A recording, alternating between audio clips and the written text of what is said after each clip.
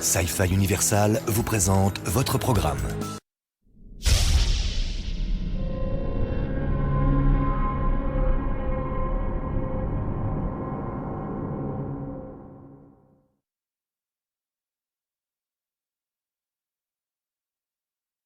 Les bandes dessinées Marvel sont arrivées en France dans les années 60, avec un magazine appelé Fantasque. Il fut supprimé par la censure après 7 numéros, mais donna naissance à 2 nouveaux magazines, Strange et Marvel. Marvel aussi fut supprimé après 13 numéros, et le Marvel 14 devint une légende.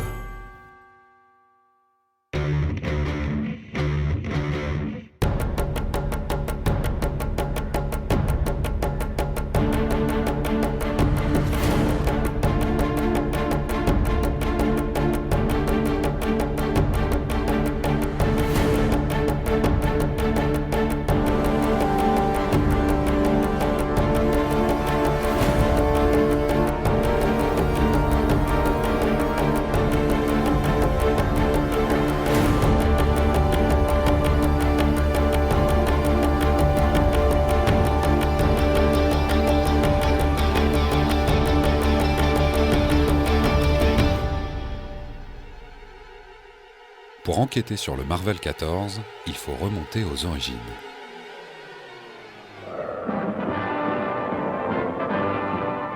Lorsque Superman apparaît aux États-Unis en 1938, c'est une véritable folie qui s'empare des éditeurs.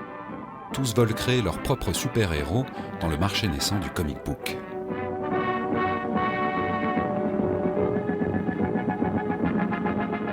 Dans les années 30, en fait, les gamins avaient plutôt tendance à lire des pulps parce qu'il n'y avait pas de bande dessinée réellement sous forme de comic books. Pulp, magazine bon marché à fort tirage, imprimé sur du papier de mauvaise qualité, regroupant des nouvelles appartenant au grand genre populaire. La science-fiction, le policier, le fantastique, l'amour, ces magazines envahissent les kiosques des années 20 aux années 50. Martin Goodman, qui était éditeur de pulps, devient éditeur de comics, avec sa firme Timely, l'ancêtre en fait de Marvel Comics. Stan Lee, le neveu par alliance de Martin Goodman, entre chez Timely en 1941 à l'âge de 16 ans. Il écrit quelques textes, puis on finit par lui confier des scénarios. Afin de créer un univers cohérent, il décide de réunir ses héros, de les faire se rencontrer dans des crossovers. Stan Lee est un dialoguiste talentueux. Il va insuffler un véritable style. C'est aussi quelqu'un qui sait très bien vendre ses produits, mettre en avant ses collaborateurs et lui-même. Il est le premier dans la profession à créditer les artistes et auteurs des différentes séries, contribuant ainsi à la starisation du monde de la bande dessinée américaine dans les années 60. Jack Kirby a développé une imagination débordante à la lecture des pulps. C'est un artiste extrêmement prolifique, un conteur hors pair, le roi des comics comme le surnomme Stan Lee. Il arrive lui aussi chez Timely en 1941. Associé à Joe Simon, il crée Captain America, personnage emblématique qui, comme tous les super-héros de la Deuxième Guerre mondiale, va alors affronter les nazis et les Japonais. Après la guerre, de nombreux magazines envahissent les présentoirs. Le public se tourne vers des comic books plus légers et Timely vend de moins en moins de titres de super-héros. Dans les années 50, Timely devient Atlas. Martin Goodman tente de relancer les super-héros, sans grand succès. En 1961, Atlas devient Marvel. Stan Lee est alors scénariste et directeur de publication, mais la compagnie est au bord de la faillite. Au cours d'une partie de golf, Jack Leibowitz, directeur du concurrent DC Comics, confie à Goodman que les équipes de super-héros ont le vent en poupe. Sa Justice League of America se vend très bien. Goodman demande aussitôt à Lee et Kirby de mettre en chantier leur propre équipe. C'est ainsi que sort le premier numéro des Fantastic Four en novembre 1961. Le succès est au rendez-vous. Suivent Spider-Man, Hulk, les X-Men, Daredevil. Jack Kirby et Stan Lee vont ainsi créer la quasi-totalité de l'univers Marvel. La Marvel méthode consiste à donner un pitch rapide, puis à laisser faire le dessinateur. Il établit l'histoire précise, le rythme de l'épisode et sa mise en page, et laisse dans la marge des notes indicatrices à l'attention de Stan Lee, qui repasse à nouveau derrière pour écrire les dialogues. Les histoires coécrites avec les dessinateurs s'avèrent beaucoup plus dynamiques que celles de la concurrence réalisée à partir de scénarios entièrement rédigés. La révolution Marvel est en marche, et pas seulement aux États-Unis. À Lyon, en 1950, Marcel Navarro et Auguste Vistel fondent la maison d'édition de bande dessinée Lug. Ils publient des adaptations d'auteurs italiens, puis commencent à créer leurs propres personnages. Nous sentions un essoufflement de la bande dessinée classique, donc on se disait qu'il faudrait faire quelque chose de nouveau. Madame Barbara Darnoux de Transworld Feature Syndicate nous envoyait des échantillons l'été 68. Et il se trouve que j'avais acheté par hasard l'encyclopédie de la bande dessinée et j'ai vu dans les premières pages qu'il y avait Les Fantastiques, L'Os à fer d'argent et Spider-Man. Madame Darnoux avait envoyé ses bandes dessinées à peu près à tous les éditeurs français, dont Hachette, Dargaud et tout ça, et personne n'en avait voulu. Et moi, je pensais que d'un autre côté, c'était justement ce que nous cherchions. Donc, on a fait traduire un épisode de chaque histoire. Mon père, monsieur Navarro, les ont lus, et finalement, on a décidé d'entrer en négociation. Et nous avons signé donc le contrat, et le premier numéro de Fantasque est paru en février 69. Il y avait le surfeur, les Fantastiques et l'araignée. Par la suite, quand on a eu besoin d'autres histoires, quand elles étaient libres, on nous les soumettait et puis on choisissait ce qui nous plaisait. Et puis on essayait de prendre des histoires les moins violentes possibles à cause de ce qui nous est arrivé. L'idée qui prédomine après-guerre, c'est qu'il y a une recrudescence de la délinquance juvénile. Les jeunes sont plus souvent dans la rue que, on va dire c'est une évidence, que quand c'était les nazis qui instauraient le couvre-feu. Ils se bagarrent, ils commettent des larcins. La cause de tout ça, on a trouvé un bouc émissaire, ce sont leurs mauvaises lectures. Les jeunes deviennent des voyous parce qu'ils lisent. La loi du 16 juillet 1949, elle a ses racines sous l'occupation, avec une association de gens privés, qui va élaborer, rédiger une loi. Vichy ne va pas lui donner suite. Mais à la Libération, ce prototype va être repris par ce qui est le parti majoritaire de l'après-guerre, le MRP, repris avec la même structure, des critères de ce que ne doivent pas être les publications pour la jeunesse, une commission de surveillance. Le plus représenté à la commission, c'est les gens du MRP. Les catholiques sont très présents, les communistes le sont assez peu, mais sont très actifs. Il y a notamment Madeleine Bellé, qui était la directrice du journal Vaillant. Les communistes, c'est eux qui veulent interdire le retour de la bande dessinée américaine qui a disparu avant-guerre. D'abord, ils font Vaillant, journal qui copie les bandes dessinées américaines, et puis l'Espérance, c'est exactement Flash Gordon. Et chaque fois que la bande dessinée américaine va revenir, souvent grâce à Lyon, car Lyon va importer de la bande dessinée américaine, eh bien ils feront tout pour l'interdire. Et quand arrivent les Marvel Comics, bien sûr ils vont les interdire. Mais je dirais que d'un point de vue communiste, ça se défend. L'idéologie que vendent ces super-héros, c'est l'idéologie américaine capitaliste. Donc ils vont tout faire pour que cette idéologie n'arrive pas chez nous.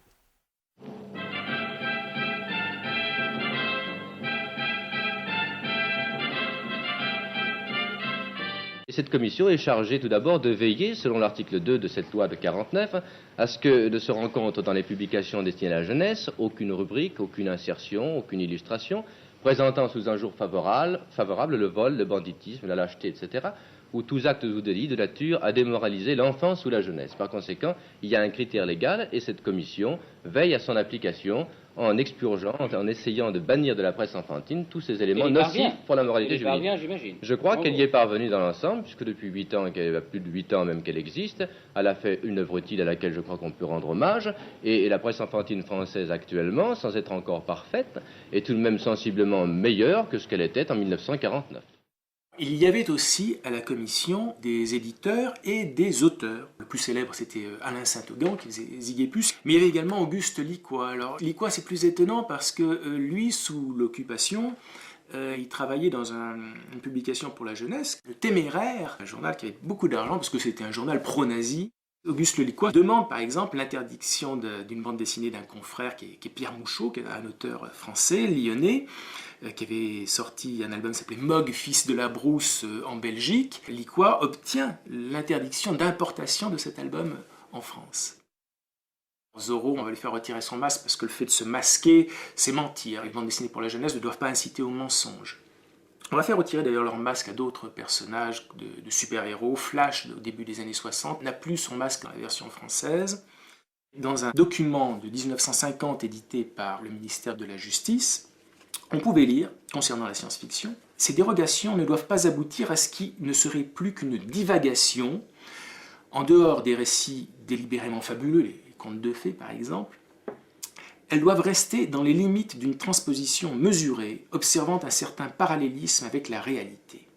Cette retenue est nécessaire pour éviter de projeter l'imagination des enfants dans un univers absolument fictif. » Ils n'aiment pas, par exemple, les robots. Les robots sont une atteinte à la dignité humaine. La notion de dignité éminente de la personne humaine risque d'être faussée, soit par le spectacle d'hommes aux traits trop caricaturaux, soit encore par la description de Superman et de Superwoman aux pouvoirs extraterrestres. Là, c'est les super-héros qui sont visés. Je crois que grâce à ce concours général de bonne volonté, la presse enfantine française, déjà améliorée, pourra encore accomplir des progrès supplémentaires dans le plus grand intérêt et pour le plus grand bien des mineurs. Nous avons employé un atelier je reconnais que c'était pas drôle pour eux parce que c'était faire des retouches, remonter des pages, enlever les onomatopées, remettre une couche de je ne sais plus quel produit pour qu'on voit plus l'onomatopée, etc. Riedman a 24 ans lorsqu'il intègre l'atelier Lug en 1992. Notre travail consistait à adapter les comics US en version française. Chaque épisode était bottelé par un élastique avec les indications des correcteurs et de la censure. Mais on travaillait sur les films directement, donc étaient passés successivement déjà chez les traducteurs, les lettreurs qui étaient des indépendants, ensuite faire les titres français, donc les lettrages dessinés, et puis les retouches nombreuses qui étaient encore les conséquences de la censure.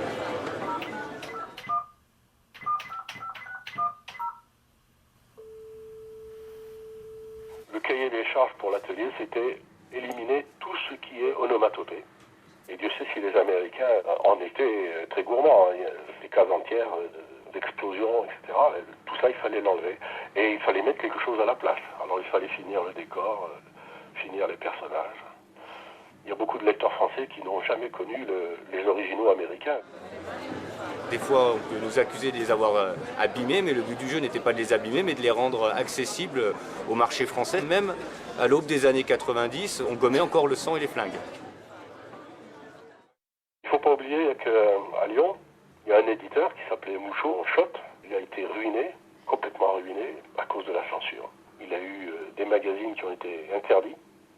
Là, c'était surtout l'église catholique, Monseigneur Gerlier, à Lyon, qui lui a fait procès sur procès.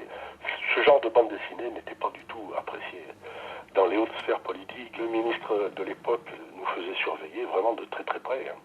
Si bien que se produisait pire que la censure, c'était l'autocensure. C'est-à-dire qu'il fallait prévenir pour mieux guérir. Et on retouchait même des choses qu'on ne nous demandait pas de retoucher. Vous savez, la censure, elle finit par sombrer à force d'être ridicule. On nous avait demandé carrément de transformer le Captain Américain. Il ne fallait pas qu'il ait l'apparence Yankee, drapeau américain, etc.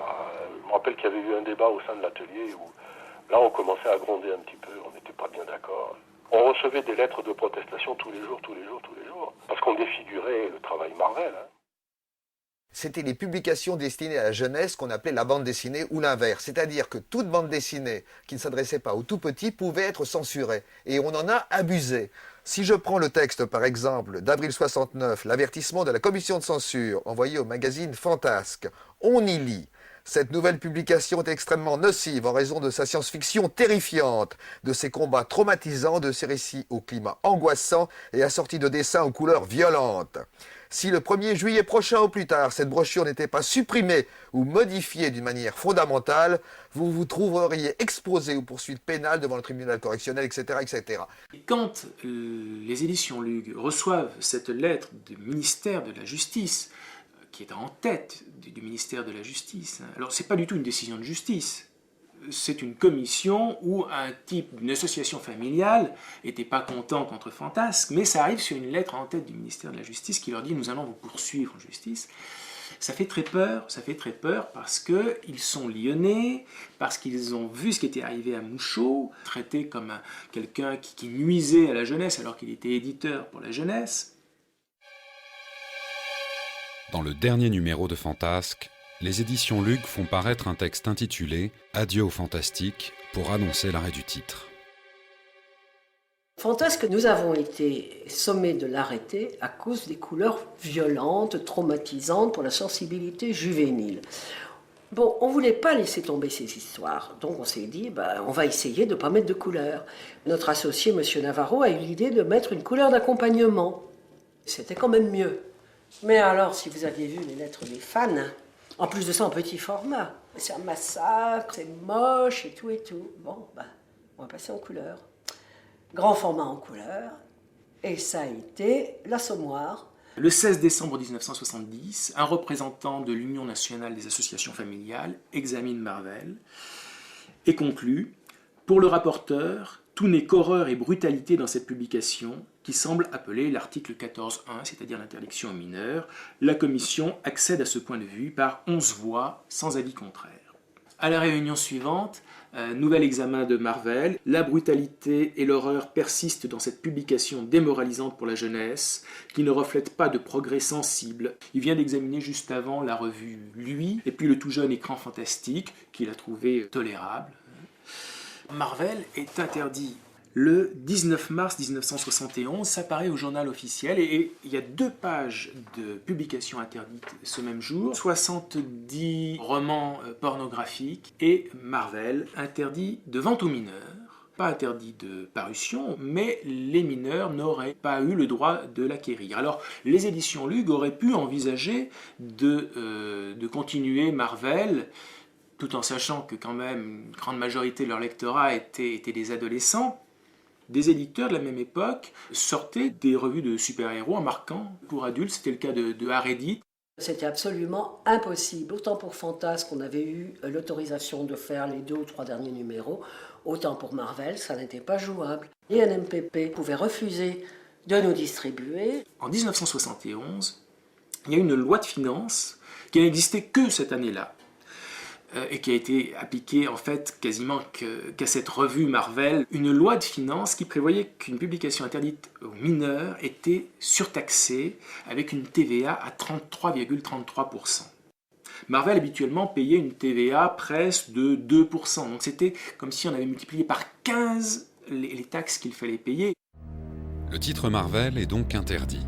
Le numéro 14 ne sortira pas. Pourtant, des rumeurs courent toujours sur l'existence d'éventuels exemplaires. Qu'en est-il réellement de sa fabrication ? On travaillait au minimum avec 3 mois d'avance.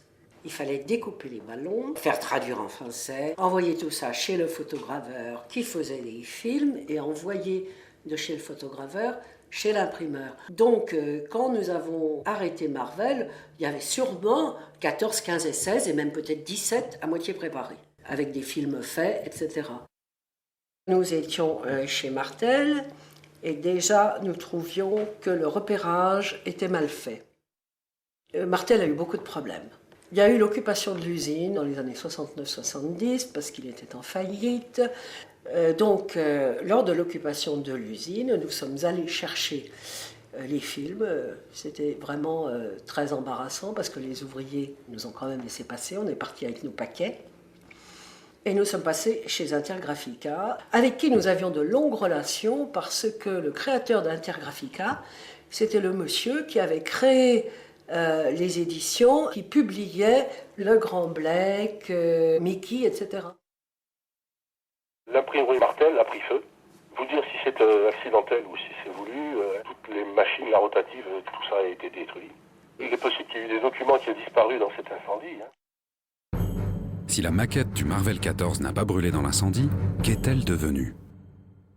On a connu les archives qui avaient été tenues 25 ans par Rémi Bordelais de son vivant.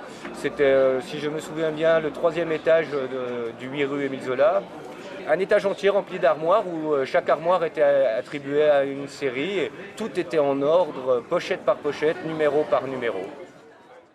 En 1989, les éditions Lug sont rachetées par la société Semic.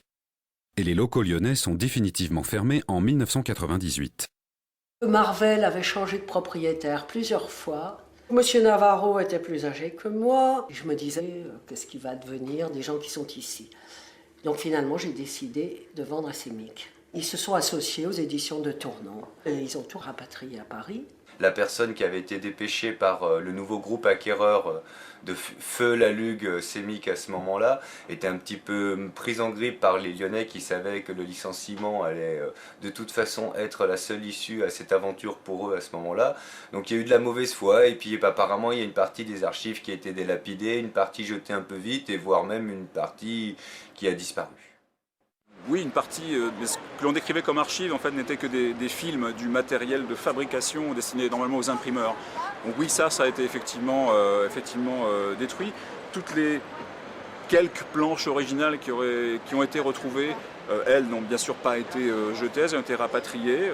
En l'occurrence, on était passé depuis l'époque Lug de documents qui étaient quasi exclusivement des films ou des typons, donc du matériel concret que l'on pouvait toucher, à une époque digitale. C'est vrai que ça rendait d'anciens films un petit peu redondants.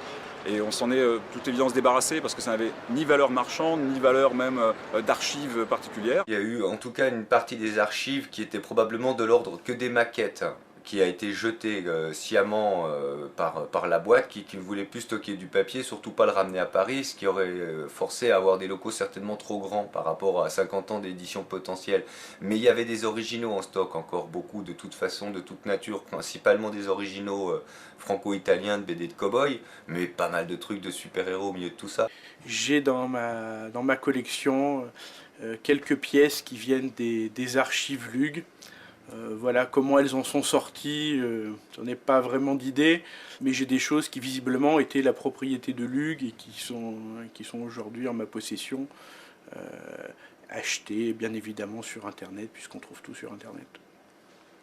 Il y a un marché parallèle et je connais quelques collectionneurs qui ont de nombreuses pièces, en particulier des originaux de Frisano, dont en gros tout le monde sait qu'ils ont été spoliés à la famille Frisano. Si un seul exemplaire du Marvel 14 existait, combien vaudrait-il aujourd'hui ? C'est un comics absolument unique, disons que les fans seraient capables de plein de folie et sur eBay on a vu des choses partir avec des valeurs folles, surtout que le genre d'acheteurs ce seraient des fans qui ont l'habitude d'acheter des comics américains à plusieurs dizaines de milliers de dollars, donc il n'y aurait pas de cote. C'est une pièce qui a toujours donné envie aux collectionneurs de l'avoir, donc du coup certains l'ont réalisé, effectivement ça existe, j'en ai vu. Je me suis renseigné auprès des personnes qui semblaient le plus aptes à me préciser si Marvel 14 existait ou pas. Je me suis dit, je vais le faire. J'ai récupéré les épisodes qui ont été imprimés dans les premiers albums des 4 Fantastiques, les cinémas sont parmi nous. Ensuite, j'ai récupéré l'épisode de Spider-Man dans Strange et dans les albums des Spider-Man. Pour l'épisode de Captain Marvel qui était inédit, j'ai récupéré un épisode de comics que j'ai démonté, face au blanco. Une personne ensuite a refait les phylactères et à partir de là, j'ai fait mon montage que j'ai donné à imprimer. Il en a été tiré des exemplaires qui ont été numérotés de 0 à 9. Lors de ma visite dans le locaux en 98, j'ai eu accès à plusieurs faits. D'abord, les films existaient toujours. Les films d'Estrange. Il y avait d'immenses armoires avec des tiroirs horizontaux. Et dans ces armoires, on pouvait trouver le film qui était glissé dans des pochettes craft, avec dessus la couverture collée. J'ai trouvé autre chose, il s'agit du livre qui était tenu par la personne qui s'occupait des archives. Ce ne sont que les couvertures de Strange. La récupération des films, le départ des films, tout ce qui peut concerner la création des couvertures. Je suis remonté jusqu'à la production mortelle. Les imprimeries Argivors. Les premiers numéros de Strange, numéro 1 à 18, et les Marvel numéro 1 à 13, ont été imprimés aux imprimeries Martel. Le Strange numéro 17 correspond au Marvel numéro 14. Et on sait que le film a été retourné le 8 février 1971. Donc à partir de là, on peut penser que le Marvel 14, le film a été retourné aussi le 8 février 1971. Si elle n'a pas brûlé dans l'incendie de l'imprimerie Martel, la maquette aura été archivée par les éditions Lug jusqu'en 1998, date du déménagement vers Paris. Elle a pu disparaître au cours de ce transfert, jetée ou volée. Les numéros pirates, eux, n'ont pas été réalisés à partir de cette maquette. En près de 40 ans, aucun exemplaire authentique du Marvel 14 n'a ressurgi. Je ne vais pas vous dire que le Marvel 14 est un mythe. Il a existé, mais il n'a pas été imprimé.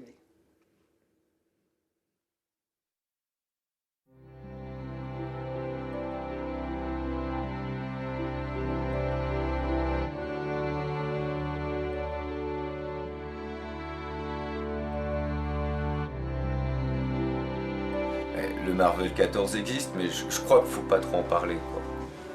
Ouais, faut pas trop en parler. Il doit exister quelque part un exemplaire, non imprimé mais tiré, du Marvel 14. D'où les bruits absurdes comme quoi il a été imprimé, mais ça c'est des bêtises. C'est l'intérêt du Graal. Peut-être qu'un jour on le trouvera. Pourquoi pas? Ça fait rêver en tout cas.